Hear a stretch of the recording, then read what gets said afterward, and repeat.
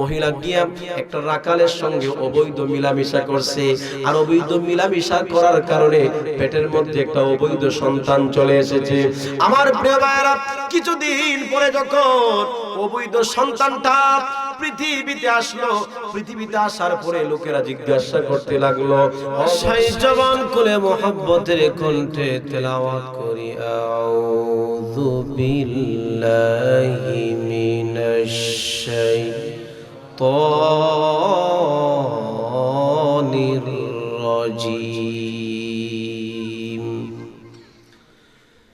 বিসমিল্লাহির রহমানির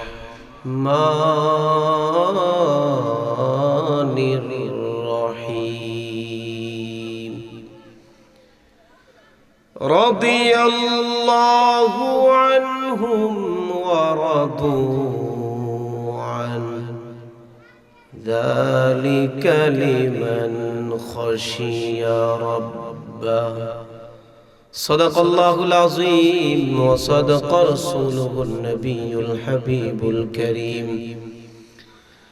ইন্নাল্লাহা ওয়া মালাইকাতাহু ইউসাল্লুনা আলান নবী, ইয়া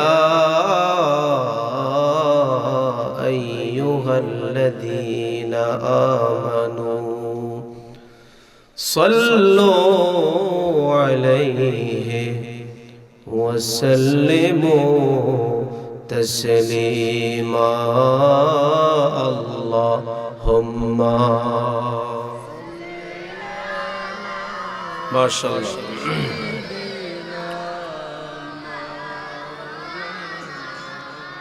মুহাম্মাদ ওয়া আলা আলিহি।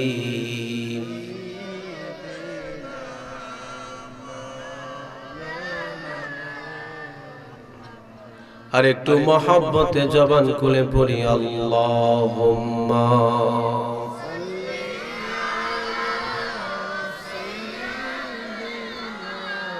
মাওলানা মুহাম্মাদ ওয়া আলা আলিহি।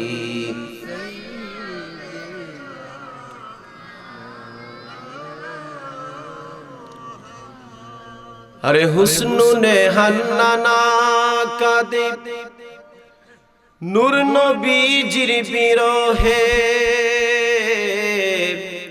পাথরে খালি মাগো পড়ে দয়াল নবীর বিরহে। যে নবীর ইশারাতে চন্দ্র দুই ভাগ হয়ে যায়, ওই নবীজি শুয়ে কাঁদেন সোনালি আওয়াজায়, আল্লাহুম্মা সাল্লি মারহাবা মাশাআল্লাহ।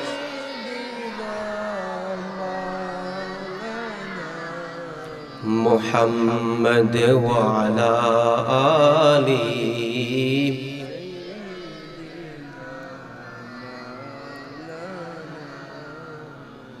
সালাতু সালাম জানাই, দুরূদ সালাম জানাই আপনার উপরে নবী গো, আমরা গুনাহগারে এ সালাতু সালাম দুরূদ সালাম জানাই আপনার উপরে নবী গো।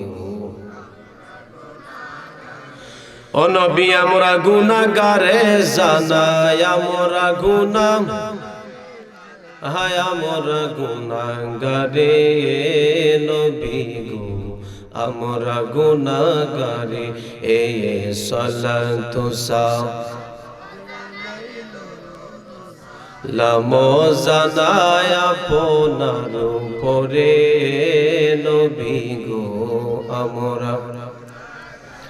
ও নবী কোরআনে শুনাছি আমি, আরে আপনি গুনাহগারের বন্ধু নবী আরে কোরআনে শুই নাসি আমি,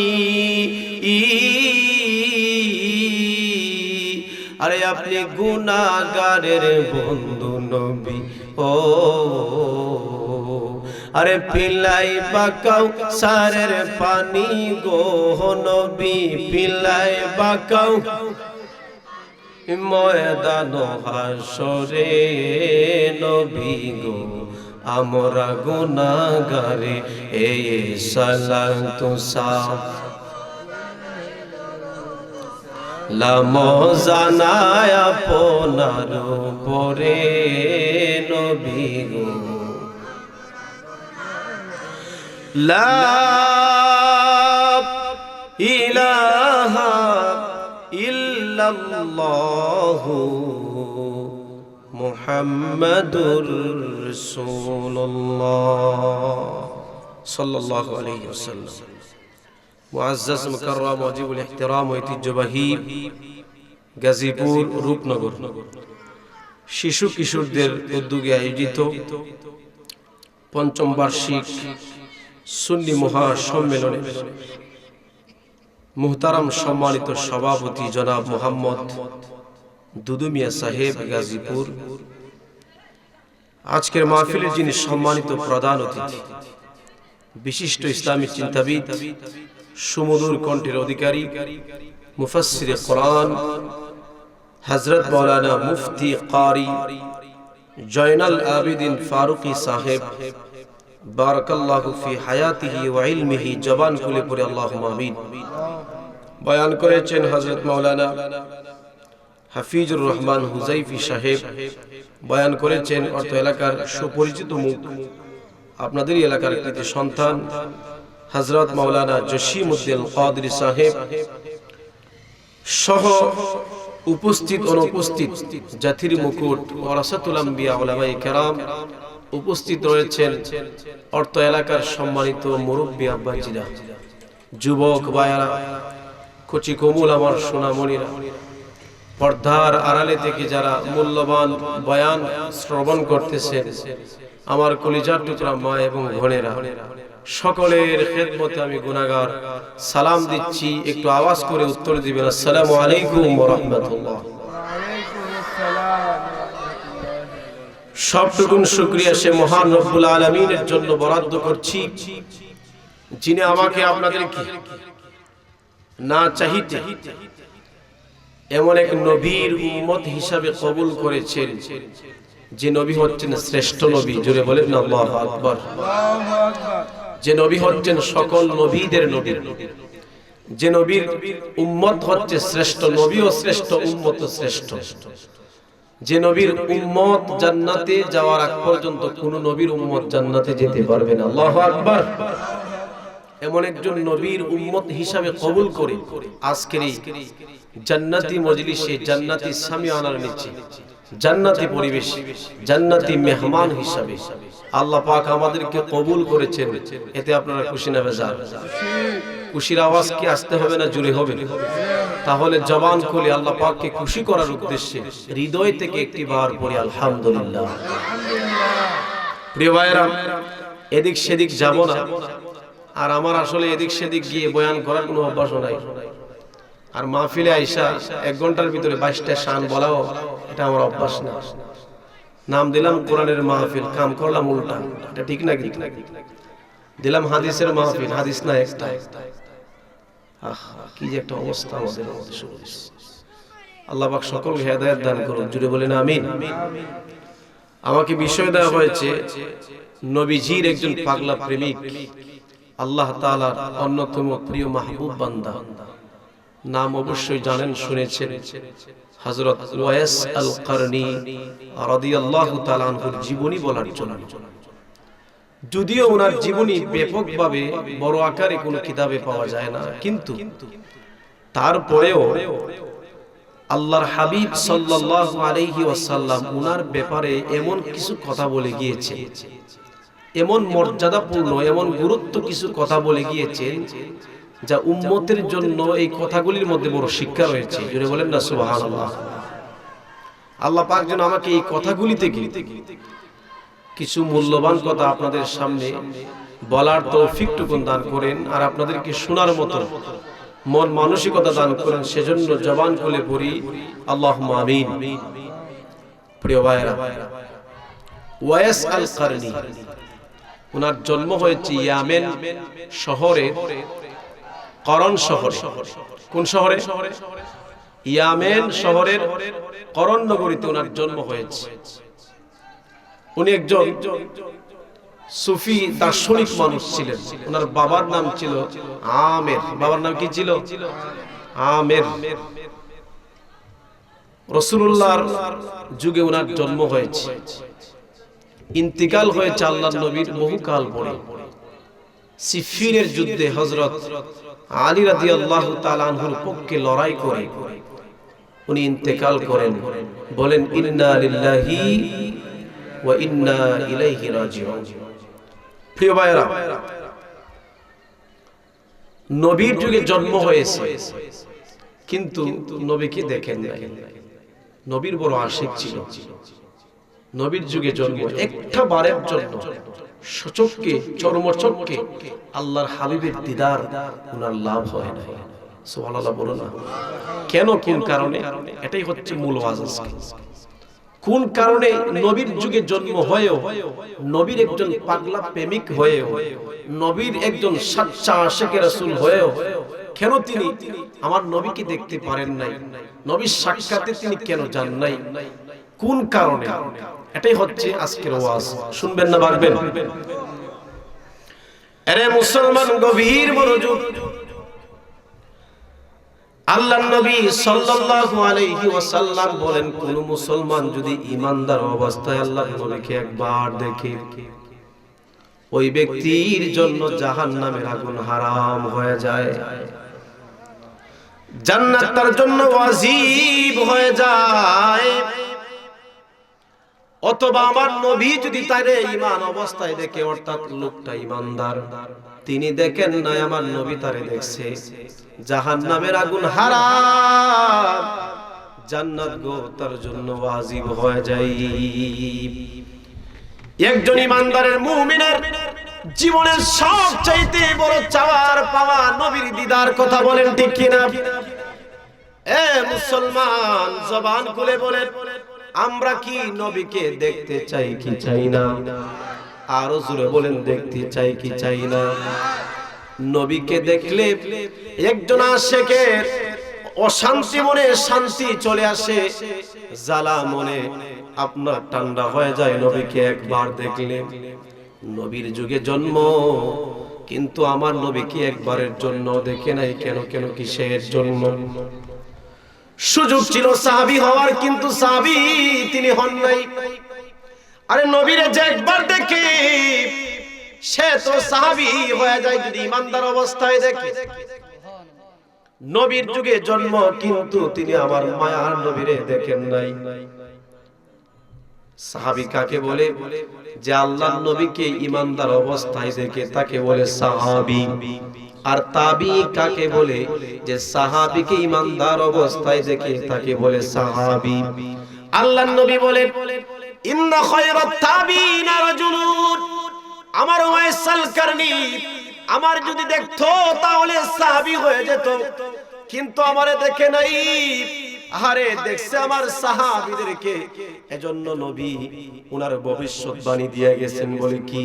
বলে ইন্না খায়রাত তাবিইনা রাজুলুন, তাবিইনদের মধ্যে শ্রেষ্ঠ তাবি হচ্ছে ওয়াইস আল কারনি। জুড়ে জুড়ে বলেন আল্লাহু আকবার। সাহাবী হতে পারেন নাই, তাবি হয়েছে, কারণ নবী দেখলে সাহাবী, আর সাহাবী দেখলে হয় তাবি। জুড়ে বলেন সুবহানাল্লাহ। নবী দেখে নাই, দেখছে কাদেরকে? সাহাবীদেরকে, এজন্য তাবি।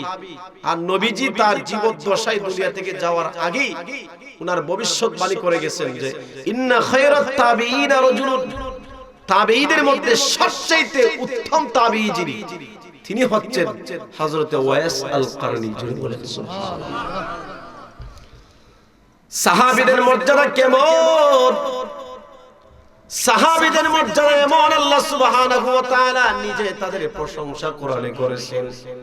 তাদের গুণের প্রশংসা, তাদের চরিত্রের প্রশংসা, তাদের নামাজের প্রশংসা, তাদের আদব আখলাকের প্রশংসা আমার আল্লাহ নিজে কোরআনের আয়াত নাজিল করে গোটা বিশ্ববাসীর সামনে তিনি বর্ণনা দিয়েছেন, প্রশংসা তিনি করেছেন।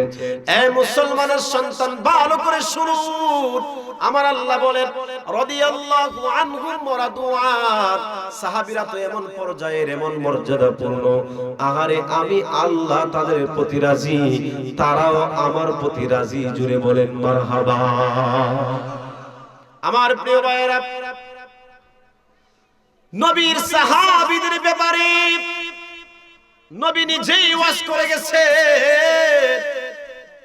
নবী বলেন আসহাবিকান নুজুম, আমার এক একটা সাহাবী হচ্ছে এক একটা আকাশের তারকা। আল্লাহু আকবার। যে কোনো একজন সাহাবীকে কেউ যদি ফলো করে, অনুসরণ করে, আমার মায়ার নবী বলেন তার ঠিকানা হয়ে যাবে জান্নাত।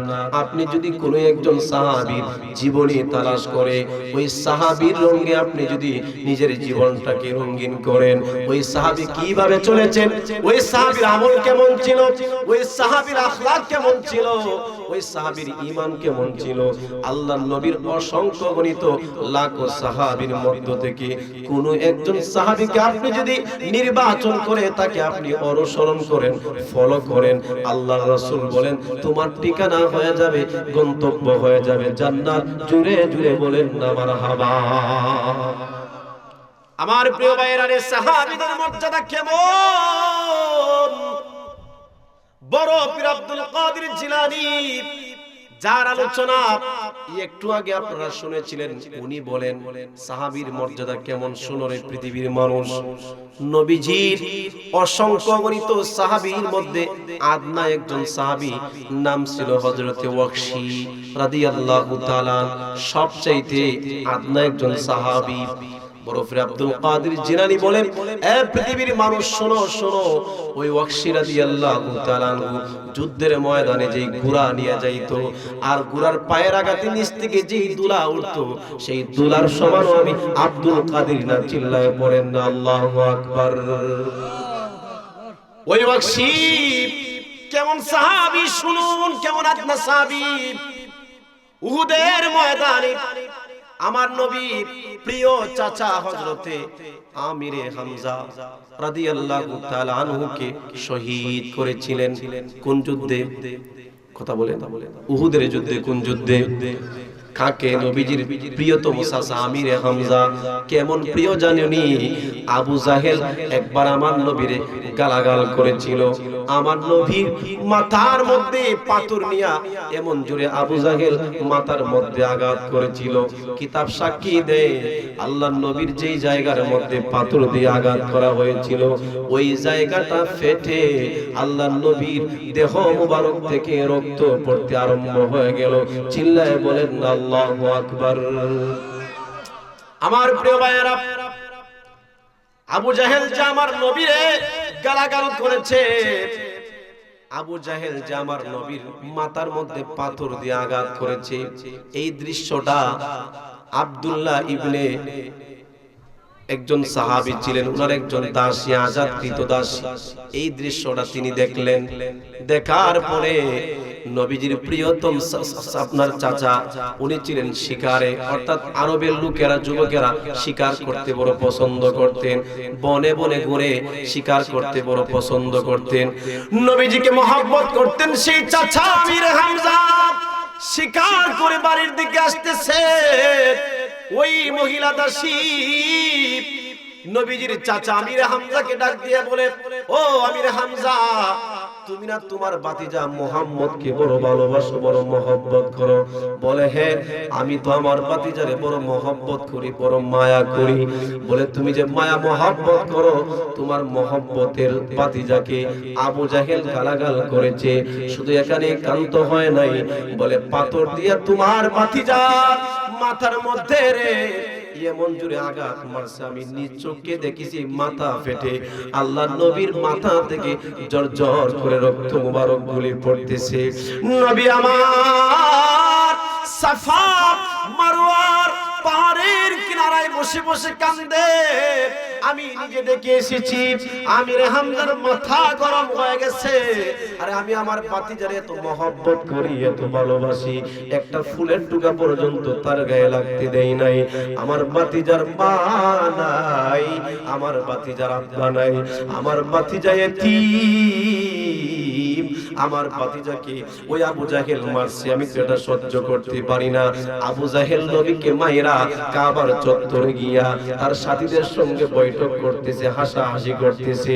হাতে ছিল আমির হামজার হাতে ছিল একটা ধনুক তীর, যেই তীর দিয়ে উনি বনে গিয়েছিলেন শিকার করার জন্য। আমার প্রিয় ভাইয়েরা রে, উনি সঙ্গে সঙ্গে ওই জায়গার মধ্যে যাইয়া রাগান্বিত হইয়া আবু জাহেলকে একটা ডাক মারছে, ও আবু জাহেল, তুমি নাকি আমার ভাতিজারে মারছো। এবার আবু জাহেল ডাক দিয়ে বলে, ও আমির হামজা, আমি তোমার ভাতিজাকে মারছি কথাটা বলতে দেরি হয়েছে, ধনুক দিয়ে এত জোরে বাড়ি মারছে। বলে আবু জাহেল দাঁড়ানো ছিল, আঘাত খাইয়া জমিনে পড়ে গেছে। চিল্লায় পড়েন আল্লাহু আকবার। আমির হামজা ডাক দিয়ে বলে, এ আবু জাহেল শোনো, আর কোন সময় যদি আমার ভাতিজার গায়ে তুমি আঘাত দাও, আমার ভাতিজাকে তুমি যদি গালি দাও, আমি আমির হামজা এই কাবার সামনে শপথ করে বলতেছি, আবু জাহেল, তোমাকে আর দুনিয়াতে রাখবো না। আজকে শুধু ধনুক দিয়ে তোমাকে আঘাত করলাম, সাবধান। আর যদি কোনোদিন আমার ভাতিজার গায়ের মধ্যে তুমি আঘাত করো, তাহলে কিন্তু তোমাকে আর বাঁচতে দিব না। এই কথা বইলা আল্লাহর নবীর দরবারে গিয়া আল্লাহর নবীকে সান্ত্বনা দিতে লাগলেন। চাচা আমির হামজা ডাক দিয়ে বলে, ভাতিজা আমার, মন আর খারাপ করে রাখবেন না, চোখের পানিগুলি গো ভাতিজা আপনি মুছে ফেলেন। আপনাকে যে আবু জাহেল গালি দিয়েছিল, আপনাকে যে আবু জাহেল মেরেছিল, সে আবু জাহেলকে আমি শায়েস্তা করে এসেছি।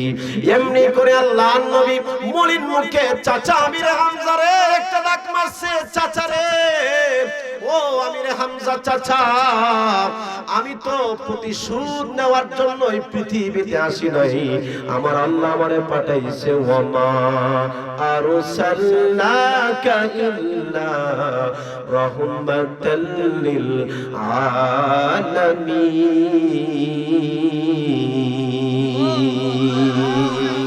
ও চাচা, আমি তো প্রতিশোধ নেওয়ার জন্য আসি নাই। চাচা ডাক দিয়ে বলে, আমি যে তোমার প্রতিশোধ নিয়ে আসলাম, তুমি কি খুশি হও নাই? ডাক দিয়ে বলে, না না, বিন্দু পরিমাণও আমি খুশি হই নাই। তাহলে কেমনে খুশি হইবা? আল্লাহর নবী ডাক দিয়ে বলে, চাচা, তুমি আমার প্রতিশোধ নিয়ে যতটুকু আমাকে খুশি করছো, এই মুহূর্তে তুমি যদি আমার হাতে হাত রাখা সত্য দ্বীন ইসলামটা গ্রহণ করো, তাহলে এর চাইতে বেশি খুশি আমি রাসূলুল্লাহ হয়ে যাব। চিল্লায় পড়েন আল্লাহু আকবার।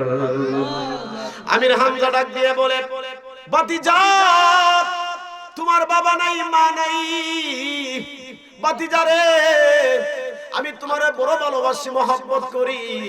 তুমি যেহেতু বলছো কালিমা পড়লে তুমি খুশি হয়ে যাইবা, দুনিয়ার সব কিছু বিসর্জন দিয়ে দিলাম, দাও তোমার নুরানি হাতটা বাড়ায় দাও।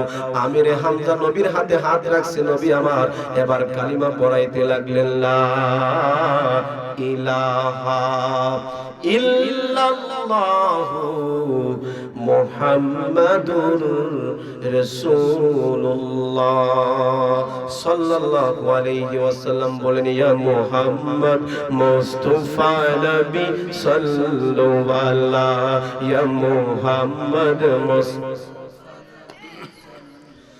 আরে আমার শাফায়াতের কান্ডারি, শাফায়াতের রাসূলুল্লাহ, ইয়া মুহাম্মদ মুস্তাফা নবী, লা ইয়া মুহাম্মদ মুস্তাফা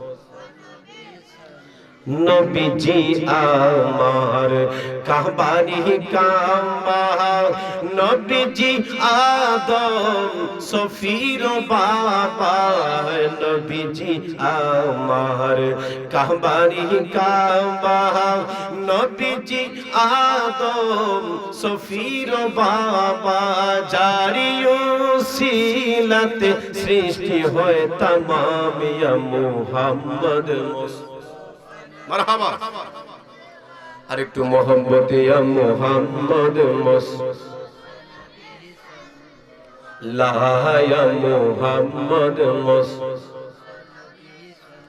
আরশের নিচে সিজদায় পড়ে আরে কাঁদিবেন উম্মতি সিজদায় পড়ে কথা বলেন ঠিক কিনা আরে আরশের নিচে সিজদায় পড়ে উম্মতি বলে কাঁদিবেন জোরে মাফ করে দাও ওগো আল্লাহ মাফ করে দাও উম্মত গুনাহগার ইয়া মুহাম্মদ মুসল্লাহ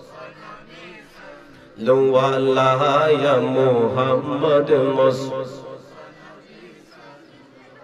আরে মুসলমান ভালো করে শুনুন এমন মহব্বতের চাচা আমির হামজাকে ওয়াকশী রাদিয়াল্লাহু তাআলা তখন ঈমান আনেন নাই উহুদের ময়দানে শহীদ করেছিলেন শহীদও যেমন তেমন শহীদ নয় শহীদ করেও তিনি ক্ষান্ত হয় নাই গভীর মনোযোগ দিলটাকে একটু নরম করে দেন আল্লাহর নবীর চাচা আমির হামজা উহুদের ময়দানে ওয়াকশী নবীর চাচারে শহীদ এমন ভাবে করেছিল উনার লাশের উপরে এমন অত্যাচার করা হয়েছিল কিতাব সাক্ষী দেয় 70 থেকে 72টা টুকরা উনার লাশটাকে করা হয়েছিল উনার শরীর থেকে উনার কানটাকে কেটে আলাদা করে দেওয়া হয় নাকটাকে কেটে আলাদা করে দেওয়া হয় হাড়টাকে কেটে আলাদা করে দেওয়া হয় গালটাকে কেটে আলাদা করে দেওয়া হয় এ প্রিয় বন্ধু সবচেয়ে দুঃখজনক বিষয় হলো কলিজা বরাবর এমন জোরে একটা আঘাত মেরেছিল কিতাব সাক্ষী দেয় উহুদের ময়দানে আল্লাহর নবীর চাচার কলিজা বরাবর আঘাত করে কাঁচা কলিজা বাহির করে হিন্দা ওই হিন্দা উহুদের ময়দানে আল্লাহর নবীর চাচার কলিজা কাঁচা কলিজা চিবায় চিবায় খাইছিল ভাই যুদ্ধ যখন শেষ হয়ে গেল শহীদের লাশগুলা যখন সব জায়গায় একত্রিত করা হলো আমার নবী যখন সাহাবী চাচা মহব্বতের সাহাবী আমির হামজা রাদিয়াল্লাহু তাআলা লাশটা দেখলেন আল্লাহর নবী স্থির থাকতে পারলেন না চোখের পানিগুলি আল্লাহর নবী ছেড়ে দিলেন এত রাগ আমার নবীর হয়েছিল রাগান্বিত হইয়া আল্লাহর নবী অর্ডার দিয়ে দিলেন ও উমর আর আলী শোনো ওয়াকশীকে তোমরা যেখানে পাইবা সেখানে তোমরা হত্যা করে ফেলবা চিল্লায় পড়েন আল্লাহু আকবার যেখানে তোমরা পাইবা সেখানে ওয়াকশীকে হত্যা করে ফেলবা ওই ঘোষণা গোটা মদিনায় ছড়িয়ে পড়লো গোটা মক্কায় ছড়িয়ে পড়লো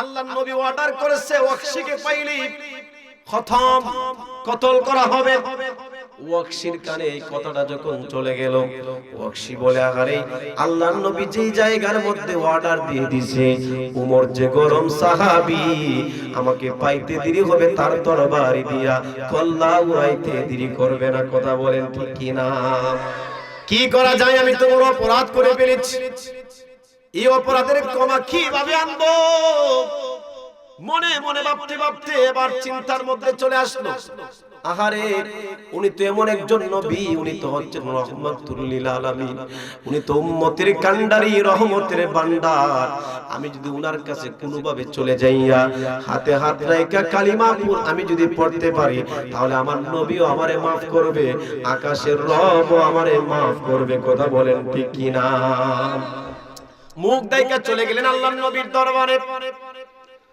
আল্লাহর নবীর দরবারে যাইয়া ওয়াকশী রাদিয়াল্লাহু তাআলা আনহু তখন ঈমান আনে নাই নবীর কদমে দইরা কাঁদতে লাগছে ইয়া রাসূলুল্লাহ ইয়া হাবিবাল্লাহ গো নবী আমাকে maaf করে দেন আমি বড় অন্যায় করেছি অপরাধ করেছি নবী বলেন তুমি কে গো ওয়াকশী এমনি করে মুখ থেকে কাপড়টা সরাইয়া ঘুমটাকে সরাইয়া বলে ইয়া রাসূলুল্লাহ আমি হচ্ছি অপরাধী ওয়াকশী যিনি আপনার চাচাকে উহুদের ময়দানে 70 থেকে 72টা টুকরা করেছি ইয়া রাসূলুল্লাহ আমি বড় অপরাধী নবী গো দুনিয়ার কারো কাছে যাই নাই আপনার কদমে চলে এসেছি ইয়া রাসূলুল্লাহ।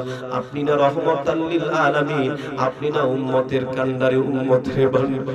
ইয়া রাসূলুল্লাহ আমাকে ক্ষমা করে দেন, আর দেরি করতে চাই না, আপনার হাতটা এই মুহূর্তে আমার কাছে বাড়ায় দেন। আমি কালিমা পড়ে নবী গো মুসলমান হতে চাই। নবী আমার রহমাতুল লিল আলামিন নবী, উম্মতের কাদা যেই নবী সহ্য করতে পারেন না, আল্লাহর নবী সমস্ত রাগগুলি বইলা বকশির হাতে দইরা আল্লাহর নবী ইসলামের কালিমা পড়ায় দিলেন, লা ইলাহা মুহাম্মাদুর। কালিমা পড়ে মুসলমান হয়ে গেল। মুসলমান হওয়ার পরে আমার নবী ওয়াকশিকে ডাক দিছে, রে ওয়াকশি শুন, মুসলমান হয়েছো, কালিমা পড়েছো, জিন্দেগীর গুনাহ রব তোমার maaf করে দিয়েছে। আল্লাহু আকবার। আরে কোন বেদিন, কোন হিন্দু, কোন খ্রিস্টান, ইহুদি না সারা যত পরিমাণে গুনাহ করুক না কেন, আল্লাহর নবী বলেন যখনই সে ঈমানের স্বাদ পেয়ে যায়, অর্থাৎ যখন সে তার জবান দিয়ে কালিমা তয়বা উচ্চারণ করে ফেলে, মনে প্রাণে এই কালিমা তয়বার কথাগুলি বিশ্বাস করে নেয়, বলতে দেরি হয়, বিশ্বাস করতে দেরি হয়, জিন্দেগীর পিছনের সমস্ত গুনাহগুলি আমার আল্লাহ maaf করে দেয়। হায় হায় কেমন ইসলাম! হাসলেও সওয়াব, কালিমা পড়লে পিছনের সব গুনাহ maaf হয়ে যায়। বকশি বলে সব গুনাহ আমার আল্লাহ তোমার maaf করে দিয়েছে, তবে আমি রাসূলের একটা অনুরোধ। বলে কি অনুরোধ? এ বকশি, তুমি মুসলমান হয়েছো, কিন্তু আমি নবীর সামনে তুমি কোনোদিন আসবা না। বলে কেন? বলে তোমাকে দেখলে আমার চাচার কথা স্মরণ হয়ে যায়, উহুদের কথা স্মরণ হয়ে যায়। বকশি রে, তুমি আমার কাছে আইবা না, আইবা না। এজন্য কিতাব সাক্ষী দেয়, বকশিকে আমার নবী যতবার দেখেছে কোনোবারও বকশির দিকে তাকাইয়া আল্লাহর নবী মুস্কি হাসি পর্যন্ত দেয় নাই। সে আপনি একজন সাহাবী, বলছিলাম সাহাবীদের মর্যাদা।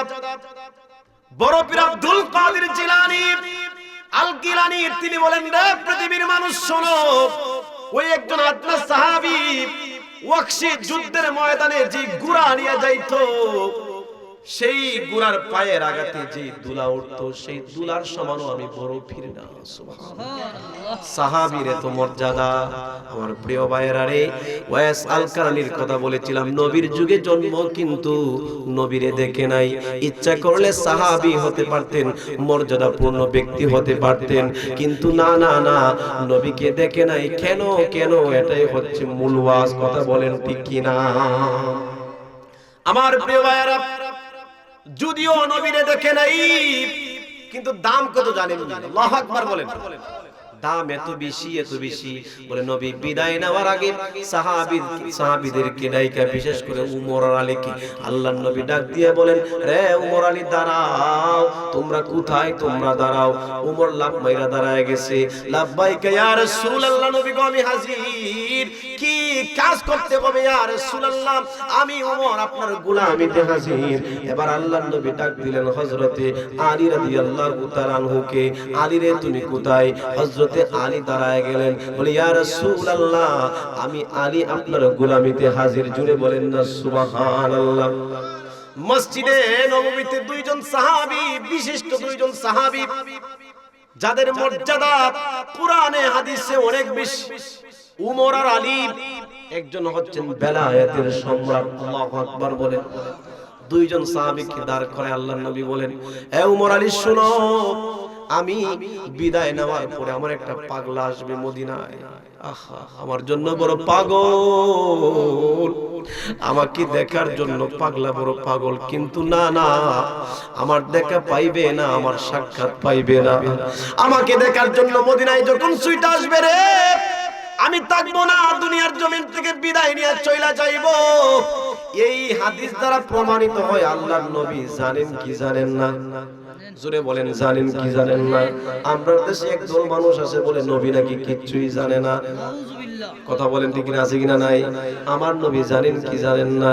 ভবিষ্যতের বাণী আমার নবী বলতে পারেন কি পারেন না? আমি আপনি আগামী কালকে কি হবে আমরা জানি না। কথা বলেন ঠিক কি না?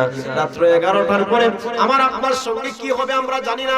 12টার পরে আমার আপনার সঙ্গে কি হবে আমরা জানি না।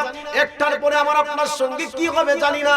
কিন্তু রহমাতুল লিল আলামিনকে আমার আল্লাহ এত ইলম দিয়েছিলেন, এত পাওয়ার দিয়েছিলেন। আল্লাহর নবী বলেন শত শত বছর পরে কি হবে এটাও আমি নবী জানি। চিল্লায়ে পড়েন আল্লাহু আকবার। গত কয়েকদিন আগে সিরিয়া বিজয় হয়েছে, এটা আমার নবীর ভবিষ্যৎবাণী। আমার নবী বলছেন কিয়ামতের আগে সিরিয়া বিজয় হবে। আল্লাহু আকবার। আরে 1400 বছর আগে আমার নবী বলেছেন, এটা কেমনে সত্য আপনার সত্যতে রূপান্তরিত হলো? কারণ আমার নবী জানে, এই জন্য বলেছে। কথা বলেন ঠিক কি না? আমার নবী বললেন, রে ওমর আলী শুনো, আমি যখন বিদায় নিয়ে চলে যাইব রে, পাগলা আসবে আমার দিদারের জন্য, আমার খুঁজে আসবে। শোনো শোনো, তোমরা তাকে খুঁজে বাহির করবা।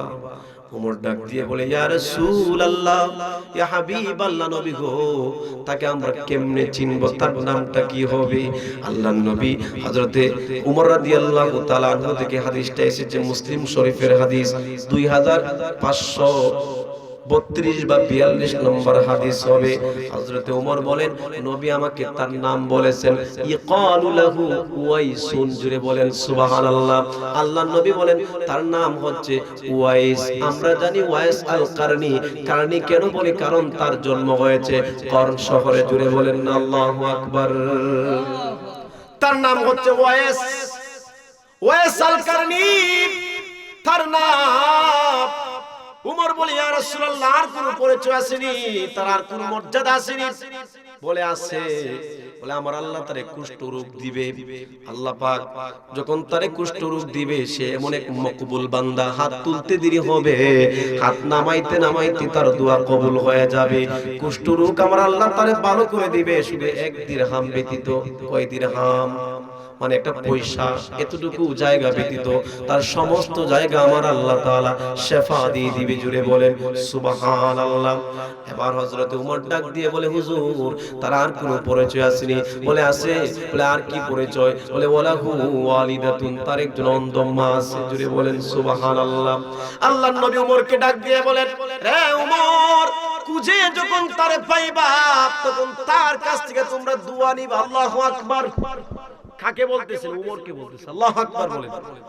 উমর এত বড় দরজার একজন সাহাবী, যার ব্যাপারে আল্লাহর নবী বলেছেন, লাউ কানা বাদি নাবিয়্যাল লাকানা উমর। আমার পরে যদি কেউ নবী হয়ে আসতো তাহলে উমর নবী হয়ে আসতো, কিন্তু আমার পরে তো আর কোনো নবী নাই। বলেন আমার নবীর পরে আর কোনো নবী আছে? আর রাসূলে বলেন আছে। আল্লাহ বলেন, মা কানা মুহাম্মাদুন আবা আহাদিম মির রিজালিকুম ওয়ালাকির রাসূলুল্লাহ ওয়া খাতামান নবিয়্যিন। আল্লাহ বলেন আমার নবী হচ্ছে শেষ নবী, আমার নবীর পরে আর কোনো নবী নাই। নবী বলেন আনা খাতামুন নবিয়্যিন লা ফখর, আমি যে শেষ নবী এর জন্য আমার কোনো ফখর নাই। এই কালকা পরের মুসলমান জবান খুলে বলেন, আমার নবীর পরে আর কোনো নবী আসেনি। বাংলাদেশে একজনের আবির্ভাব হয়েছে, তারা নিজেদেরকে কাদিয়ানি অনেকভাবে তারা পরিচয় তুলে ধরে। তাদের আকীদা হচ্ছে নবীর পরে নাকি আরেকজন নবী আছে। ওয়াল্লাহি তাল্লাহি বিল্লাহি বলে যারা বলে নবীর পরে নবী আছে, তারা কোনোদিন খাঁটি মুসলমান হতে পারে না। তারা হচ্ছে বন্ড বন্ড, ঈমান সুর, ইসলাম সুর। কথা বলেন ঠিক কি না? আমার নবীর পরে আর কোনো নবী নাই। যদি নবী আসতো তাহলে নবীর ঘোষণা মতে উমর নবী হতো। আল্লাহু আকবার। কারণ নবী বলেছেন, লাউ কানা বাদি নাবিয়্যাল লাকানা উমর। আমার পরে যদি কেউ নবী হয়ে আসতো তাহলে উমর নবী হয়ে আসতো। আল্লাহর নবী বলেন, উমর রে, তুমি তার কাছ থেকে দোয়া নিবা। যিনি নবীর পরে নবী হওয়ার মর্যাদা রাখে, তাকে আল্লাহর নবী বলতেছেন, এই পাগলের সঙ্গে তোমার যখন সাক্ষাৎ হবে, তুমি তার কাছ থেকে দোয়া নিবা। সুবহানাল্লাহ। এত বড় দরজার একজন সাহাবী ওমর, যিনি ইসলামের ইতিহাসে ন্যায় বিচারক হিসাবে একটা বিরল দৃষ্টান্ত উনাকে দাঁড় করানো হয়েছে। হযরতে ওমর ন্যায় বিচারের ক্ষেত্রে নিজের ছেলেকে পর্যন্ত ছাড় দেয় নাই। নিজের ছেলে মদ্যপান করার অপরাধে উনার বেত ছিল 80টা, বলে বাড়ি দিতে দিতে দিতে দিতে 80টা পূরণ করতে পারে নাই। দুনিয়ার জমিন থেকে বিদায় নিয়ে চলে গেছে। কবরস্থ করে ওমর কবরের সামনে বেত নিয়ে দাঁড়ায় গেছে। পৃথিবীর মানুষদেরকে ডাক দিয়ে বলে, ও পৃথিবীর মানুষ শোনো রে, আমার ওমরকে, আমার ছেলেকে কিন্তু আমি 80টা বেত এখনো পূর্ণ করি নাই, তার আগেই মারা গেছে। আমি যদি তারে 80টা বেত পূর্ণ না করি, কিয়ামতের কঠিন ময়দানে আমার আল্লাহ যদি ওমরকে আসামির কাঠ করায়, দাঁড় করায়, বলে ওমর বেত তো আর কয়েকটা বাকি ছিল, কেন তুমি দিলা না? যেন আমার আল্লাহ হাসরের ময়দানে আমারে আসামির কাঠ করায় দাঁড় করাইয়া এরকম কথা বলতে না পারে যে কয়েকটা বেত বাকি ছিল আমার ছেলের কবরে, এই মুহূর্তে আমি দিয়ে দিচ্ছি। ছেলেকে দাফন কাফন করাইয়া কবরের মধ্যে বাকি বেতগুলি মেরে 80টা বেত তিনি পূর্ণ করেছেন। চিল্লায় পড়েন আল্লাহু আকবার। সেই ওমরকে বলতেছে, ওমর রে, যখন তার সঙ্গে দেখা হয়ে যাবি দুয়া নিবা, ফালইস্তাগফির লাকুম। সাহাবীদেরকে আল্লাহর নবী বললেন, তোমরা তার কাছ থেকে দোয়া নিবা, দোয়া নিবা। শোনো, শুধু দোয়া না, আমি রাসূল আমার পরনের একটা জুব্বা মুবারক তার জন্য হাদিয়া দিয়ে দিছি। সুবহানাল্লাহ। তোমাদের কাছে আমানত হিসাবে আমার সেই পাগলার জন্য একটা হাদিয়া দিতেছি, এই হাদিয়াটা তোমরা তারে দিবা। আরে রাসূলুল্লাহ জুব্বা মুবারক আবু বকর পাই নাই, রাসূলুল্লাহর জুব্বা মুবারক ওমর পাই নাই, রাসূলুল্লাহর জুব্বা মুবারক হযরতে আলী পাই নাই, রাসূলুল্লাহর জুব্বা মুবারক খাদেমে রাসূল হযরতে আনাস ইবনে মালিক পাই নাই, রাসূলুল্লাহর জুব্বা মুবারক সাহাবীরা পাই নাই। রাসূল ডাক দিয়ে বলে, এ সাহাবীরা শোনো, এই পাগলা যখন মদিনায় আসবে রে, এই পাগলাকে আমি রাসূলুল্লাহর পরনের জুব্বা মুবারকটা হাদিয়া দিয়ে দিও। চিল্লায় পড়েন আল্লাহু আকবার। আরে পাগল ছিলেন ওয়াইস আল কারনি, জুব্বা দিলা থারে। আরে আমি পাগলা চাই না গো কিছু, চাই শুধু তোমারে, চাই শুধু তোমারে। বলুন প্রিয় হাবিব, পাগলের রসো কেন? বলুন প্রিয় হাবিব, পাগল ছিলেন আবু বকর আপনার প্রেমেতে, সাপের কামড় খেয়েও তিনি রইলেন গুহাতে। প্রিয় হাবিব অদমের রাখছো কেন দূরে? বলুন প্রিয় পাগলের রাখছো কেন? পাগল ছিলেন হযরত বেলাল আপনার প্রেমেতে, হায় হায় সেই বিলালের মতো পাগল বানাও আমারে। প্রিয় হাবিব পাগলের রাসূল রে, বলুন প্রিয় হাবিব পাগলের রাসূল কেন? আমার প্রাণের ভাইরা, বলছিলাম ওয়াইস আল কারনির কথা। আল্লাহর নবী বললেন জুব্বা হাদিয়া দিবা আর তার কাছ থেকে দোয়া নিবা। আমার প্রিয় ভাইরা, কেন কেন এত মর্যাদা, কিসের জন্য? হযরত ওমর ডাক দিয়ে বলে, ইয়া রাসূলুল্লাহ, এত মর্যাদা কেন? কেন আমরা তার কাছ থেকে দোয়া নিব? কেন তাকে জুব্বা হাদিয়া দিব? আল্লাহর নবী বলেন, ওয়ালাহু ওয়ালিদাতুন, তার একজন অন্ধ মা আছে, তার সেই অন্ধ মায়ের প্রেমে সে তো পাগল, অন্ধ মায়ের সেবা সে তো বেশি করে। আমার যুগে জন্ম হয়েও আমার দিদার লাভ করতে পারে নাই, সাহাবীর দরজা লাভ করতে পারে নাই। জুড়ে বলেন না আল্লাহু আকবার। পৃথিবীর ইতিহাসে পাওয়া যায় ওয়াইস আল কারনির একজন অন্ধ মা ছিল। মায়ের সেবার যুবক আমরা অনেকেই করতে রাজি না। মায়ের সেবা থেকে আমরা অনেকেই গাফিল হয়ে আছি, কিন্তু মার সেবা যে করে সে যে জিরো থেকে হিরো হয়ে যায়। মার সেবা যে করে সাহাবী হওয়া লাগে না, সাহাবী না হওয়ার পরেও নবীর জুব্বা হাদিয়া পায়। জোরে বলেন আল্লাহু আকবার। শুধু এখানেই শেষ নয়, ওই ওয়াইসাল কারনীর এত মর্যাদা। আল্লাহর নবী বলেন কিয়ামতের কঠিন ময়দানে বনু তামিম গোত্রে যতগুলি লোক আছে, যে পরিমাণ লোক আছে, আল্লাহর নবী বলেন কিয়ামতের ময়দানে ওয়াইস আল কারনী সুপারিশ করে এত পরিমাণ লোককে জাহান্নাম থেকে জান্নাতে নিয়ে যাবে। কেন কেন বলে দুইটা কারণ। এক নম্বর হচ্ছে মায়ের সেবা, আর একটা হচ্ছে রাসূলুল্লাহর ইশক, রাসূলুল্লাহর মহব্বত। জুড়ে বলেন আল্লাহু আকবার। অন্ধ মা ছিল, দুনিয়াতে তার কোনো বাবা ছিল না, ভাই ছিল না, বোন ছিল না, মা ছাড়া আর কেউ ছিল না। ওই মার ও সন্তান ছাড়া ওয়াইস আল কারনী ছাড়া আর কেউ ছিল না। যেই জায়গার মধ্যে যেতেন আপনার গাটুরি বেঁধে পিছনে রেখে দিত মাকে, মাকে নিয়ে সেই জায়গাতে যেতেন। কাট কাটলেও মাকে নিয়ে যেতেন, কোন জায়গায় গেলে মাকে নিয়ে যেতেন, অর্থাৎ যেই জায়গায় যেতেন মাকে সঙ্গে করে নিতেন। জুড়ে বলেন না সুবহানাল্লাহ। আমার প্রিয় ভাইয়েরা, কিতাব সাক্ষী দেয় প্রতি বছর যখন হজের মৌসুম চলে আসে উনি চায় মদিনায় আসবে, নবীর সঙ্গে দিদার লাভ করবে। মা ডাক দিয়ে বলে ওয়াইস রে, ও ওয়াইস, যদি তুমি নবীর দিদারের জন্য মদিনায় চলে যাও, মক্কায় চলে যাও, ও ওয়াইস, তোমার মার তো আর কোনো দ্বিতীয় কোনো সন্তান নাই, তোমার মার তো আর দ্বিতীয় কোনো ছেলে সন্তান নাই, তোমার মাকে কে দেখবে, কে দেখাশোনা করবে রে ওয়াইস? যাও না রে ওয়াইস, যাও না, তুমি যাও না। আমি যখন বিদায় নিয়ে চলে যাব, তুমি ওয়াইস নবীকে দেখার জন্য চলে যাও। জোরে জোরে বলেন আল্লাহু আকবার। মা প্রকাশ্যে বলতো এক কথা, আর মার সেবা করার কারণে মা এত খুশি হয়ে গিয়েছিলেন, গোপনে দোয়া করতো আরেক কথা। তিন ব্যক্তির দোয়া ডাইরেক্ট কবুল হয়ে যায়। কয় ব্যক্তির দোয়া? জোরে বলেন কয় ব্যক্তির দোয়া? আল্লাহর নবী বলেছেন তিন ব্যক্তির দোয়া ডাইরেক্ট কবুল, লা শাক্কা ফিহিন্না, কোনো সন্দেহ নাই। কয় ব্যক্তির দোয়া? তিন ব্যক্তির দোয়া। এক নাম্বার দাওয়াতুল মাজলুম। কোন মজলুম যখন আল্লাহর কাছে দোয়া করে তখন ডাইরেক্ট কবুল হয়ে যায়। মজলুম যখন কি হয়, দোয়া করে তখন কি হয়ে যায়? কবুল হয়ে যায়।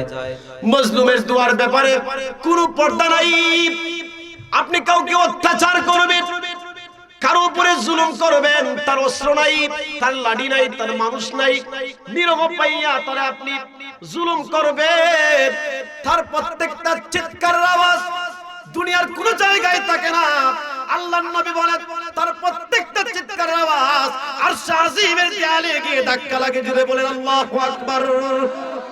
এজন্য আল্লাহর নবী বলেছেন, হে পৃথিবীর মানুষ শোনো, ইত্তাকি দাওয়াতাল মাজলুম, মজলুমের বদদুয়ার ব্যাপারে আল্লাহকে ভয় করো, সাবধান। শক্তি আছে বলে দুর্বলের গায়ে কিন্তু হাত বুলাইবেন না, আঘাত করবেন না। শক্তি আছে বলে আরেকজনের জায়গা কিন্তু মাইরা নিয়ে আসবেন না। যদি ওই মজলুম ব্যক্তি আল্লাহর কাছে দোয়া করে ডাইরেক্ট কবুল হয়ে যাবে। আল্লাহর নবী বলেন ইত্তাকি দাওয়াতাল মাজলুম, মজলুমের দোয়ার ব্যাপারে সাবধান, আল্লাহকে ভয় করো। কেন কেন জানুনি? বলে ফাইন্নাহা লাইসা বাইনাল্লাহি ওয়া বাইনা হিজাবুন, মজলুমের দোয়া আর আল্লাহর মধ্যে কোনো হেজাব থাকে না, পর্দা থাকে না, জবান খুলে কি আল্লাহু আকবার বলা যাবে না। আমরা দেশে জুলুম আছে কিনা নাই? আরো জোরে বলেন আছে কিনা নাই? দুর্বলের উপরে আক্রমণ আছে কিনা নাই? না না, এটা করা যাবে না। আল্লাহর নবী বলেন এক নাম্বার হচ্ছে দাওয়াতুল মাজলুম, মজলুম যখন দোয়া করে এই দোয়াটা সঙ্গে সঙ্গে কবুল হয়ে যায়। দুই নাম্বার হচ্ছে ওয়া দাওয়াতুল মুসাফির, কোন মুসাফির ব্যক্তি যখন দোয়া করে, দোয়া যিনি কবুল করে নেয় তিনি কে? মুসাফির ব্যক্তি দোয়া করতে দেরি হয়, আমার আল্লাহ দোয়া কবুল করতে দেরি করেন না। এজন্য মাঝে মধ্যে মুসাফির যখন পাইবেন তখন মুসাফিরের কাছ থেকে দোয়া নেবেন। নিতে রাজি আছেন তো ইনশাআল্লাহ? কারা কারা নেবেন একটু হাত তুলেন। নারে তাকবীর, আল্লাহু আকবার, ইয়া রাসূলুল্লাহ, জিন্দাবাদ। আমার প্রিয় ভাইরা, তিন নাম্বার আল্লাহর নবী বলেন ওয়া দাওয়াতুল ওয়ালিদি আলা ওয়ালাদি, পিতা মাতার বদদুয়ার ব্যাপারে খুবই সাবধান। পিতা মাতা যদি বদদুয়া করে ডাইরেক্ট কবুল হয়ে যায়, পিতা মাতা যদি নেক দোয়াও করে কবুল যিনি করে নেন তিনি কে? দোয়াটা হোক বদদুয়া, আবার দোয়াটা হোক কি নেক দোয়া। নেক দোয়া হোক বা বদদুয়া হোক, করতে তিনি হবে মা বাপ। সঙ্গে সঙ্গে যিনি কবুল করে নেন তিনি কে? আর জোরে বলেন তিনি কে? প্রিয় ভাইরা সাবধান, মা বাপরে কষ্ট দিয়ে কোনোদিন আপনি জিরো থেকে হিরো হতে পারবেন না, কোনোদিনও না। যত মানুষ আপনাকে কান পড়া দেখ, আপনার শ্বশুর বাড়ির লোক বলেন, আপনার তিন কথার বিবি বলেন, আপনার বন্ধু বলেন, আপনার যত মানুষ আছে পৃথিবীর সকল মানুষ যদি আপনাকে এই যুক্তি দেয় মা বাপরে বাদ দিস না, মা বাপরে আলাদা করে দে, আল্লাহর কসম করে বলি কোনোদিন সংসারে শান্তি আসবে না, জিরো থেকে হিরো হতে পারবেন না। এটা আমার নবীর কথা বলেন, ঠিক কি না? মা বাবা যদি বিধর্মীয় হয়, ওই মা বাবার সঙ্গে আপনি কি অবাধ্যচরণ করতে পারবেন না? বিধর্মী মা বাবা, খ্রিস্টান, ইহুদি, নাসারা, হিন্দু, রাসূল বলেন সাবধান, তার খেদমত করো। জুড়ে বলেন সুবহানাল্লাহ। এক সাহাবী কি বলে, ইয়া রাসূলুল্লাহ, মা বাপ যদি আমার প্রতি জুলুমও করে, অর্থাৎ আমার প্রতি কি অত্যাচার করে, বিভিন্ন রকমের অত্যাচার। আমরা দেশে অত্যাচারের বিভিন্ন প্রকার আছে, যেমন আপনার মায়ার ক্ষেত্রে, মহব্বতের ক্ষেত্রে দুই নজর, এরকম আছে কিনা নাই? মা বাপে দুই নজর দেয় কি দেয় না? অনেক সময় দেয় না, কিন্তু সমাজে এরকম আছে। অনেক সময় কি ছোট ছেলের একটু বালা মহব্বত বেশি করে, আর বড়টা রেখে দেয় একটু কম করে, আছে কিনা নাই?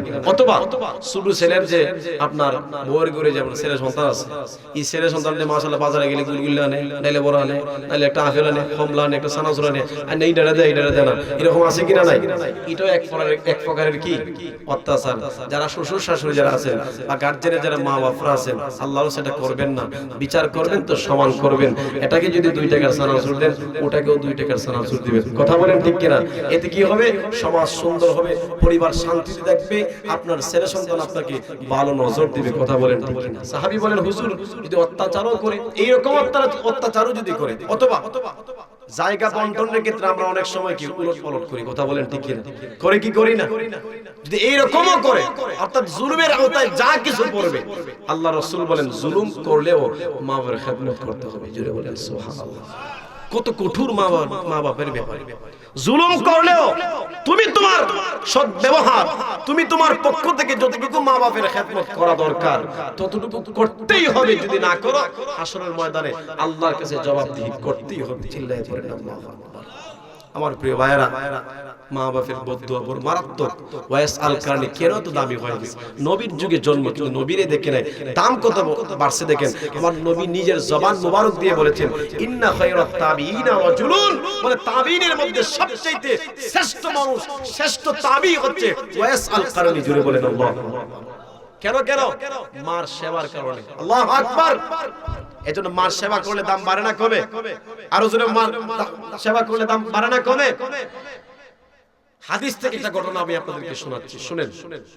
হযরত জুরাইজ রাহমাতুল্লাহ আলাইহি অনেক বড় একজন আবেদ ছিলেন, বনি ইসরাইল যুগে, নবী মুসার যুগে। কি নাম? জুরাইজ। কি নাম ছিল? জুরাইজ। উনি একদিন নামাজের মধ্যে দাঁড়াইছে, মা ডাক দিছে, জুরাইজ তুমি কোথায়? জুরাইজ নামাজের মধ্যে চিন্তার মধ্যে পড়ে গেছে, মার ডাকে সারা দিব নাকি নামাজটা পড়ে তারপরে সারা দিব। উনি মনে মনে ভাবলেন হয়তোবা মার ডাকটা মনে এত গুরুত্বপূর্ণ না, যে নামাজটা পড়ি তারপরে কি দেই, সারা দেই। উনি নামাজটা পড়লেন, এদিকে মা ডাকলেন, সারা যে দিলেন না, মার মনে কষ্ট চলে আসলো। মা বদদুয়া দিল, আল্লাহ আমার জুরাইজ আমার ডাকে সারা দিল না, আল্লাহ গো মরণের আগে বেশ্যা বেটির মুখ না দেখাইয়া জুরাইজরে তুমি খবরে নিও। নেক দোয়া না বদদুয়া? আরো জোরে বলেন। নামাজে ছিলেন কিন্তু বদদুয়া করছে। দেখেন, আল্লাহর গোলামিতে ছিল, কিন্তু মার মনে কষ্টে গোলামি কবুল হয় নাই, সঙ্গে সঙ্গে বদদুয়া কবুল হয়ে গেছে। গোলামি কবুল হয় নাই, রুকু কবুল হয় নাই, সাজদা কবুল হয় নাই, শুধু বদদুয়া করছে, করতে দিয়ে হয়েছে, কবুল হয়ে গেছে। আল্লাহু আকবার বলেন। এজন্য মা বাবার মনে কষ্ট দিয়া মক্কার ইমাম হইলো হইতো না। নামাজের মধ্যে ছিলেন। নামাজ কার জন্য পড়া হয়? আরো জোরে বলেন, কার জন্য? রুকু কার জন্য দেওয়া হয়? সিজদা কার জন্য দেওয়া হয়? একদিকে আল্লাহকে সিজদা দিচ্ছে, আল্লাহর গোলামি চলতেছে, অন্যদিকে মা ডাক দিছে, আল্লাহর গোলামিতে মগ্ন ছিল, ডাকে সাড়া দেয় নাই, বদদুয়া করছে, কবুল হয়ে গেছে। কেমন কবুল হয়েছে একটু শুনেন, সামনে আসেন আমার প্রিয় ভাইরা, ভালো করে শুনুন। জুরাইজ একদিন উনি ওনার ইবাদত খানায় ইবাদত করতেছেন, একজন বেশ্যা মহিলা, কি মহিলা? বেশ্যা মহিলা। উনি চলে আসছেন, আয়েশা জুরাইজের কাছে একটা প্রস্তাব দিল, ডাক দিয়ে বলে, রে জুরাইজ, ও জুরাইজ, শোনো শোনো, তুমি আমার সঙ্গে অবৈধ মিলামিশা করবানি। জুরাইজ ডাক দিয়ে বলে, না না, আমার পক্ষে অবৈধ মিলামিশা করা সম্ভব না। ডাক দিয়ে বলে, জুরাইজ রে, কত যুবক আমার সঙ্গে অবৈধ মিলামিশা করার জন্য পাগল হয়ে আছে, আমি নিজে তোমার হুজরা খানায় আসলাম, ইবাদত খানায় আসলাম, আয়েশা তোমাকে অফার দিচ্ছি, আমার অফারটা তুমি গ্রহণ করো। জুরাইজ ডাক দিয়ে বলে, না রে না, আমার পক্ষে এরকম অন্যায় কাজ করা সম্ভব না। এবার যখন মহিলা ব্যর্থ হয়ে গেল, মহিলা গিয়া একটা রাখালের সঙ্গে অবৈধ মিলামিশা করছে, আর অবৈধ মিলামিশা করার কারণে পেটের মধ্যে একটা অবৈধ সন্তান চলে এসেছে। আমার প্রিয় ভাইরা, কিছুদিন পরে যখন অবৈধ সন্তানটা পৃথিবীতে আসলো, পৃথিবীতে আসার পরে লোকেরা জিজ্ঞাসা করতে লাগলো, ও মহিলা, তোমার স্বামীকে কার সঙ্গে তুমি অবৈধ মিলামিশা করছো? আমরা জানি তোমার বিবাহ হয় নাই। আচ্ছা বলেন, কালকে পরে হঠাৎ করে একজন কুমারী নারী, তার বিয়ে হয় নাই, যদি সন্তান প্রসব দেয়, তাহলে ওই বাচ্চাকে আপনারা কি বলবেন? বৈধ না অবৈধ? আরেকটা ভাষা আছেন যার সন্তান, কথা বলেন ঠিক কিনা? ডাক দিয়ে বলতেছে, রে মহিলা, এ অবৈধ সন্তান কার? তার বাবাকে? ওই মহিলা ডাক দিয়া বলে, তার বাবা হচ্ছে এই যুগের আবেদ জুরাইজ। চিল্লায় কি নাউজুবিল্লাহ পড়বেন না? আচ্ছা, জুরাইজ কি তার সঙ্গে অবৈধ মিলামেশা করছে, কিন্তু কেন তোহমতটা চলে গেল? মার দোয়া, মা দোয়া করতে দেরি হয়, কবুল হতে দেরি হয় নাই। এজন্য আল্লাহর নবী বলেন, রিজাল রাব্বি ফি রিজাল ওয়ালিদাইন ওয়া সাখাতুর রাব্বি ফি সাখাতিল ওয়ালিদাইন। মা বাবা যদি সন্তুষ্ট থাকে, আরশের মালিক সন্তুষ্ট হয়ে যায়। মা বাবা যদি নারাজ থাকে, যিনি নারাজ থাকেন তিনি কে? আরো জবান খুলে বলেন, তিনি কে? লোকেরা পাগল হয়ে গেল, হাই হাই করতে শুরু করে দিল। কিরে, এতদিন পর্যন্ত যারে আমরা আবেদ বলে জানতাম, এত বড় আবেদ জানতাম, আল্লাহ ওয়ালা জানতাম, ওলি জানতাম, যারা আমরা এত মায়া মহব্বত করছি, পাইলে আমরা যারা সালাম দিতাম, ওই মানুষটা নাকি এই বেশ্যার সঙ্গে অবৈধ মিলামিশা করছে। না না, তার ইবাদত খানা আর রাখা যাবে না, তার বন্দেগীর ঘর আর রাখা যাবে না।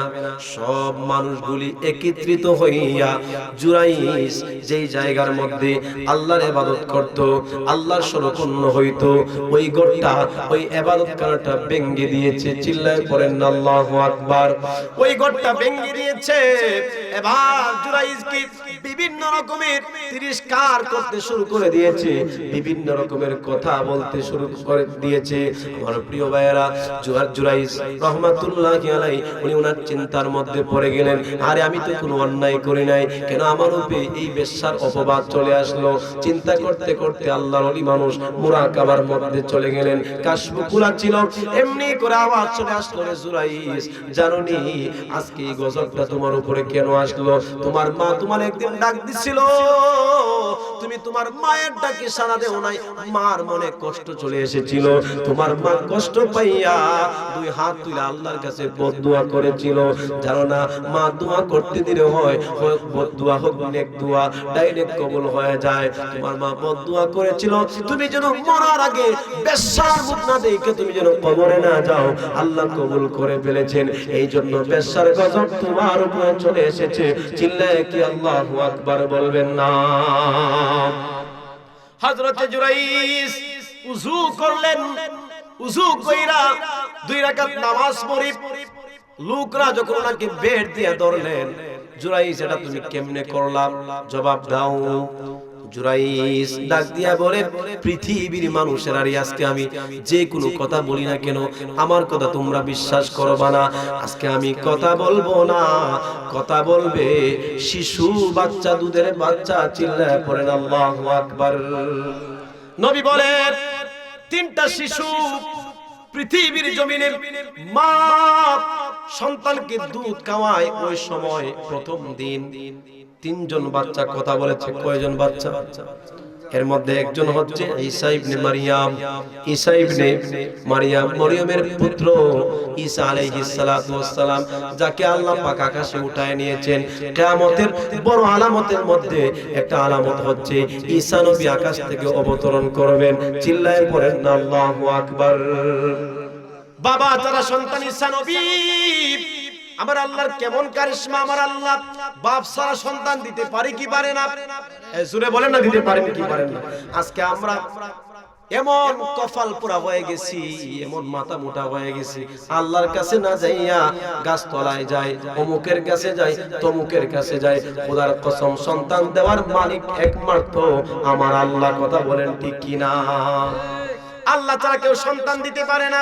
সেজন্য আল্লাহ বলেন, লিল্লাহি মুলকুস সামাওয়াতি ওয়াল আরদ ইয়াখলুকু মা ইয়াশা ইয়াহাবু লিমান ইয়াশাউ ইনাসাও ওয়া ইয়াহাবু লিমান ইয়াশাউ যুকুর। আল্লাহ বলেন, আসমান আর জমিনের মালিক হচ্ছে আমি আল্লাহ। শোনো, ইয়াখলুকু মা ইয়াশা, যা কিছু দেখো সবকিছু আমি আল্লাহ তাআলা সৃষ্টি করেছি। আমি আল্লাহ যাকে ইচ্ছা সন্তান দেই, আমি আল্লাহ যাকে ইচ্ছা সন্তান দেই না।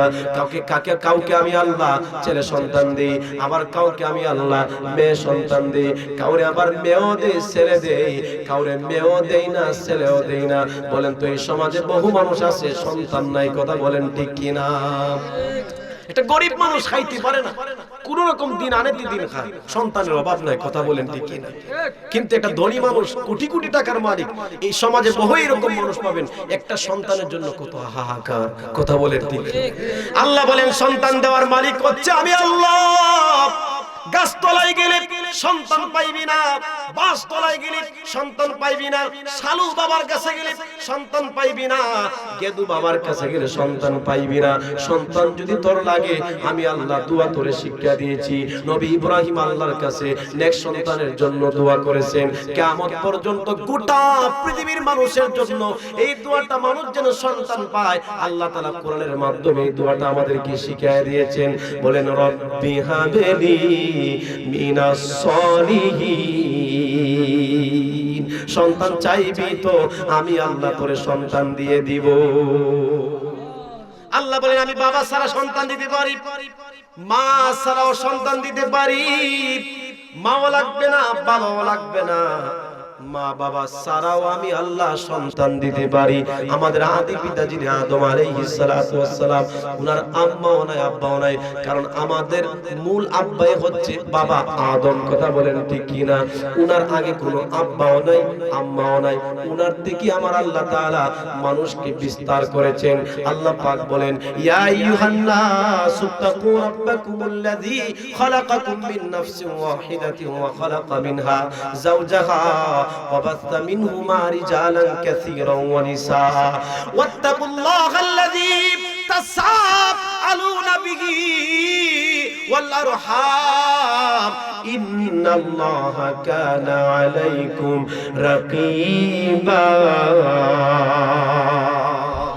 আল্লাহ বলেন, একজন থেকে, এক নফস থেকে, এক প্রাণ থেকে আমি আল্লাহ তাআলা প্রথমে আমি সৃষ্টি করেছি মা হাওয়াকে, তারপরে বাবা আদম আর হাওয়ার মাধ্যমে আমি আল্লাহ তাআলা রিজালান কাসীরা, বহু নর নারী আমি আল্লাহ তাআলা পৃথিবীতে বিস্তার করেছি। জুড়ে বলেন সুবহানাল্লাহ। তিনটা শিশু মায়ের কোলে কথা বলেছে দুধ খাওয়া অবস্থায়। এর মধ্যে একজন হচ্ছে হযরত ঈসা ইবনে মারিয়াম।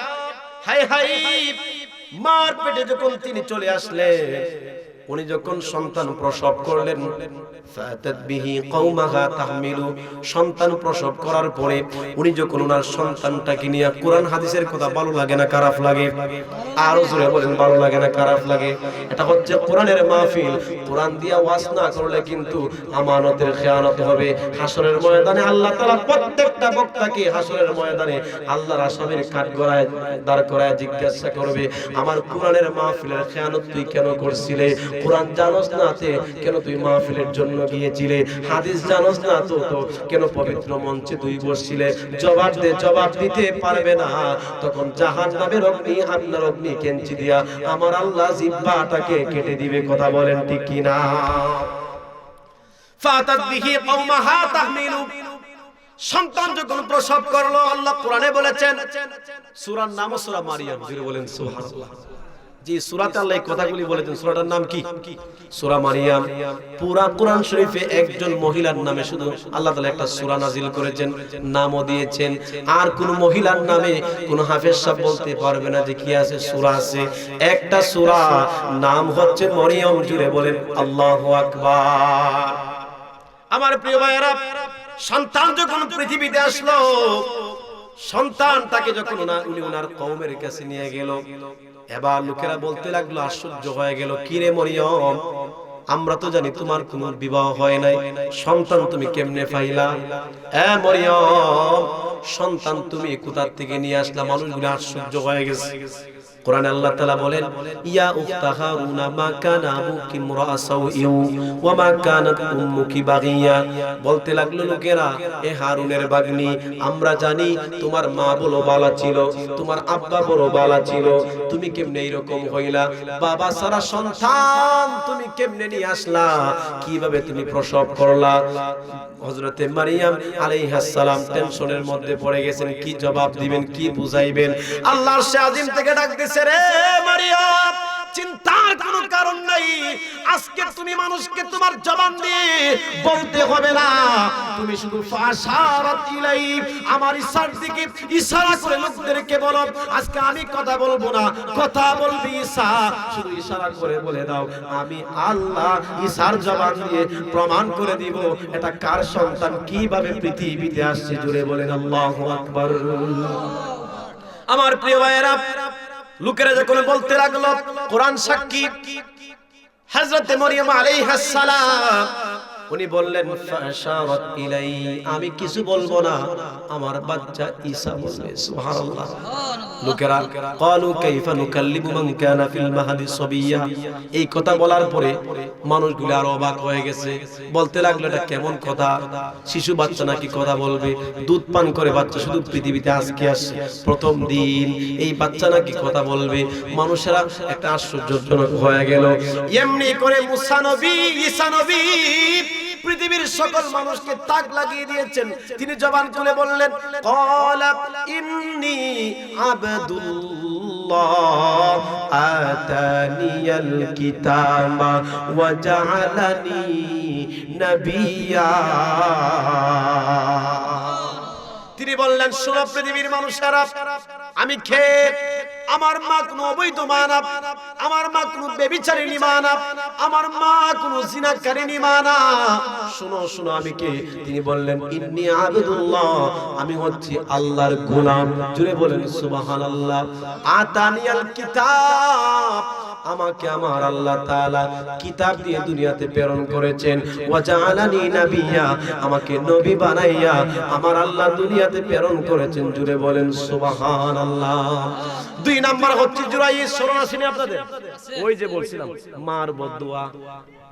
এবার জুরাইজ বলতে লাগলো, পৃথিবীর মানুষেরা, আমি জুরাইজ, আগে আবেদ ছিলাম তোমাদের কাছে, এখন আমি আবেদ না। আগে আমি আল্লাহর খাঁটি মাহবুব বান্দা ছিলাম, কিন্তু এখন তোমাদের কাছে আমি এমনটা না। আগে তোমরা আমাকে সালাম দিতা, এখন সালাম দিবা দূরের কথা, আমার ইবাদত খানা তোমরা ভাঙিয়ে দিছো। আমি যদি মুখ দিয়া বলি এই কথা তোমাদের বিশ্বাস হবে না। আমি যদি বলি আমি এই মহিলার সঙ্গে অবৈধ কোনো সম্পর্ক করি নাই, আমার কথা তোমরা বিশ্বাস করবা না। শোনো শোনো, আজকে আমি কথা বলবো না, দুধের বাচ্চা বেশ্যার কুলের মধ্যে যেই বাচ্চা আছে ওই বাচ্চা কথা বলবে। চিল্লায় পড়েন না আল্লাহু আকবার। নবী বলেন, ওই বাচ্চাকে যখন লোকেরা জিজ্ঞাসা করতে লাগলো, হায় আল্লাহর কুদরত, আল্লাহু আকবার, কেমন কুদরত, যখন লোকেরা তাকে জিজ্ঞাসা করতে লাগলো, এমনি করে দুধের বাচ্চা কুল থেকে জবাব দেয়, শুনো রে পৃথিবীর মানুষ, আল্লাহর ওই গোলাম, ওই বান্দা আমার আব্বা না, জুরাইজ আমার আব্বা না, আমার আব্বা হচ্ছে রাখাল। চিল্লায় পড়েন না আল্লাহু আকবার।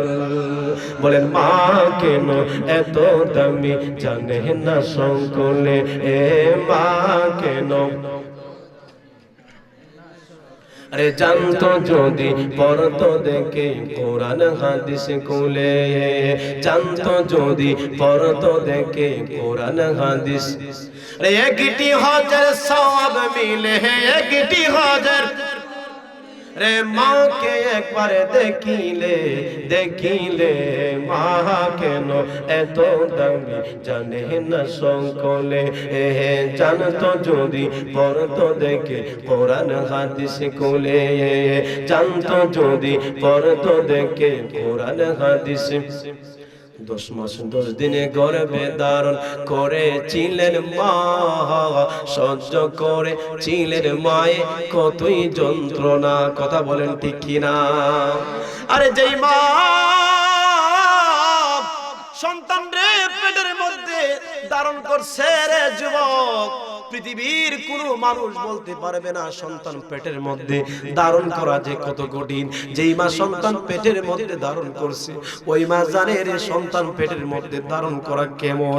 আমার পৃথিবীর ভাইয়েরারে শুনুন, মা ওই মা যখন সন্তানকে পেটের মধ্যে ধারণ করে, মার পেটটা থাকে সমতল।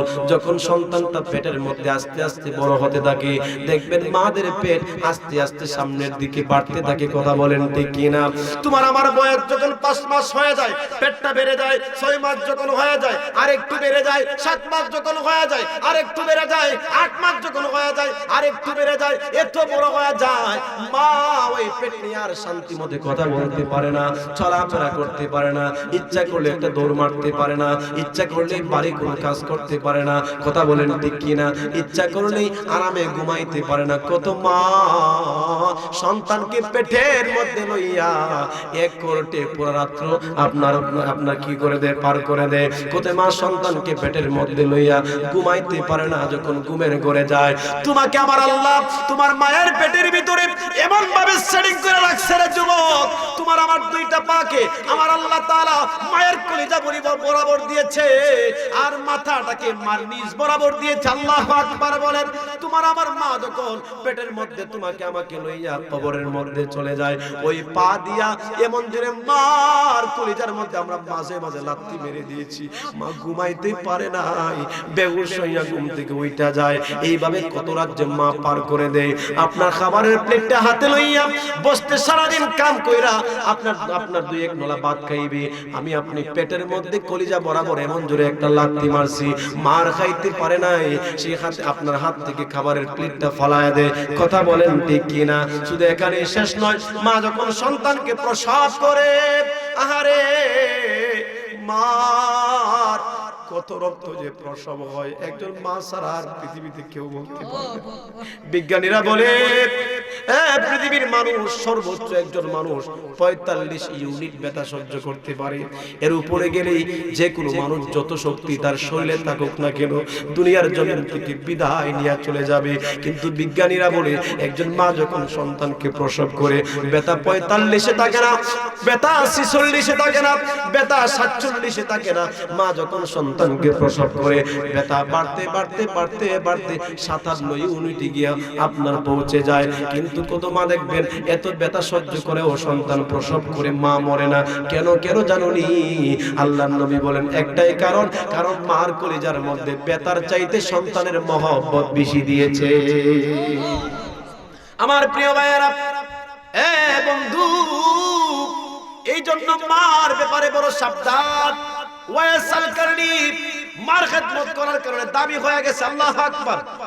সাহাবীর মর্যাদা লাভ করতে পারেন নাই, কিন্তু নবীর জবান থেকে ঘোষণা পেয়েছেন খায়রুত তাবিঈন রাজুলুন, তাবিঈদের মধ্যে সবচেয়ে উত্তম তাবিঈ হচ্ছে ওয়াইস আল কারনি।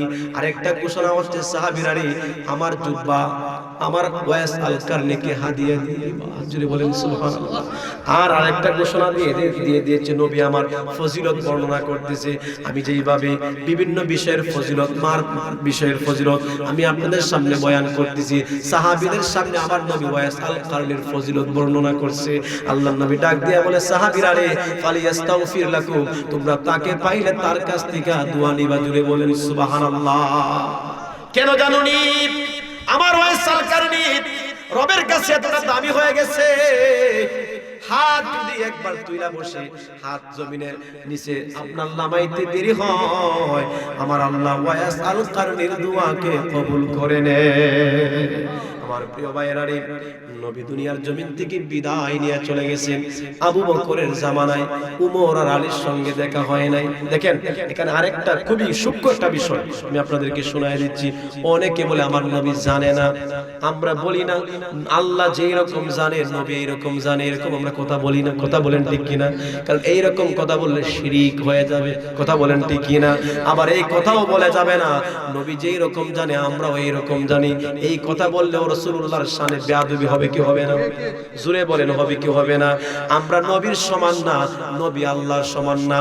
আল্লাহ আল্লাহর জায়গায়, নবী নবীর জায়গায়, সাহাবী সাহাবীর জায়গায়, ওলি ওলির জায়গায়, আমরা আমরার জায়গায়। কথা বলেন ঠিক কি না? কিন্তু কেউ যদি বলে নবী জানি না, তাহলে নবীর শানে চরম পর্যায়ের বেয়াদবি হবে। কথা বলেন ঠিক কি না? দেখেন সূক্ষ্ম বিষয়টা কি। মসজিদে নববীতে আল্লাহর নবী যখন দুইজন সাহাবীকে দাঁড় করাইলেন, কাকে দাঁড় করাইলেন? উমর আর আলীকে। কাকে? জোরে বলেন না কাকে? কেন আবু বকরকে দাঁড় করাইলেন না? সূক্ষ্ম বিষয়, কবি মনোযোগ। আমি কিন্তু এরকম ওয়াজ কোনো জায়গায় করি না। একতলাফি কোনো বিষয়ে ওয়াজ করা আমার একদম পছন্দ নয়। অর্থাৎ যেগুলা বিষয় নিয়ে হুজুরা কামড়াকামড়ি করে, মারামারি করে, দরাধারি করে, এইগুলা বিষয় নিয়ে আমি ওয়াজ করতে পছন্দ করি না। কারণ মানুষেরা এমনি পথহারা, আবার কামড়াকামড়ি কইরা মানুষে আরো আমরা কাতার মধ্যে ফেলাই। কথা বলেন ঠিক কিনা? এই জন্য মাঝে মধ্যে আমাদেরকে মানুষগুলো ফায়া হয়, হুজুর কই আমরা যাইতাম, এক হুজুরে হই না, আরেক হুজুরে হই না, আপনি হই না, আমরা যাইতাম কই। কথা বলেন ঠিক কিনা? সূক্ষ্ম বিষয় হচ্ছে আবু বকরকে আমার নবী দাঁড় করাইলেন না, দাঁড় করাইলেন উমর আর আলীকে। কেন? কারণ আমার নবী জানতেন আবু বকর হযরতে ওয়াইস আল কারনির সাক্ষাৎ পাবে না। এইজন্য ওয়াইস কারনির জন্য আবু বকরকে মসজিদে নববীতে দাঁড় করানো হয় না। জোরে বলেন সুবহানাল্লাহ। তাকবীর, নারে তাকবীর, নারে তাকবীর, নারে রিসালাত।